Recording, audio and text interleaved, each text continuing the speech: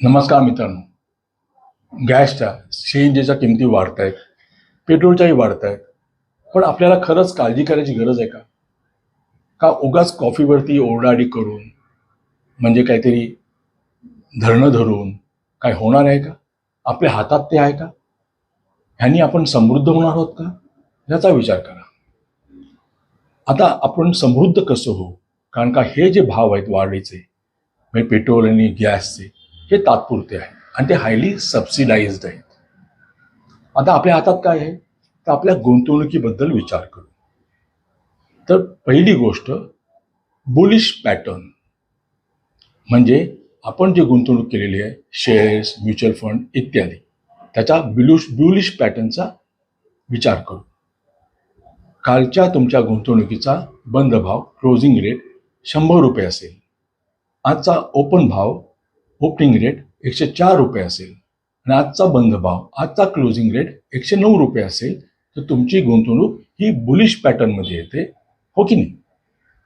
आता बेरिश पॅटर्नबद्दल विचार करू. कालचा बंद भाव 100 रुपये असेल. आजचा उघडण्याचा ओपनिंग रेट 95 रुपये असेल आणि आजचा बंद होणारा भाव क्लोजिंग रेट हा 92 रुपये असेल, तर तुमची गुंतवणूक आत्ता तरी बेरिश पॅटर्नमध्ये येते. पण यातून उगाच घाबरून जाण्याची गरज नाही आहे. तर एक विचार करायचा की हे ॲक्युम्युलेशन सुद्धा करण्याची गरज आहे का? ॲक्युम्युलेट करा.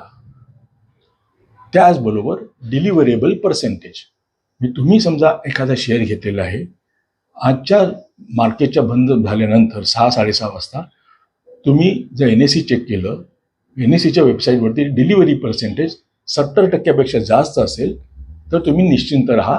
कारण का तुम्ही जो गुंतवणूक केलेली आहे ती लोकांनी पण गुंतवणूक म्हणूनच केलेली आहे, सट्टा केलेली नाही आहे. कारण का 70% लोकांनी जास्त आपल्या डीमॅट अकाउंटला ते घेतलेले आहे, हो की नाही? आता अजून एक विचार करा, सेव्हिंग आणि इन्व्हेस्टमेंट मधला फरक. सेव्हिंग म्हणजे काय?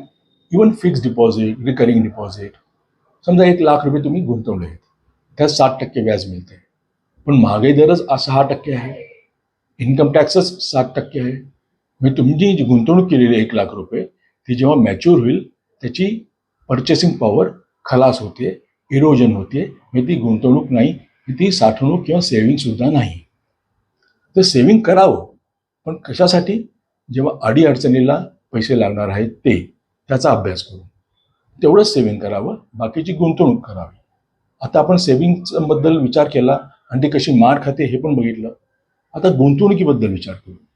हेच 1 लाख रुपये तुम्ही अशा ठिकाणी गुंतवलेले आहेत ज्याच्यात तुम्हाला महागाई दर 6% आणि तुमचा इन्कम टॅक्स 7%, म्हणजे 1,13,000 रुपयेपेक्षा जर जास्त परतावा मिळत असेल, तर तुमची ही गुंतवणूक नक्कीच चांगली आहे, योग्य आहे, हो की नाही?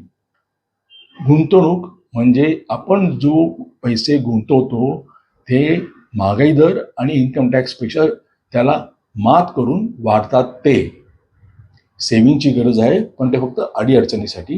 पण सेव्हिंग जर तुमची मालमत्ता खात असेल तर त्याचा काय उपयोग आहे? धन्यवाद.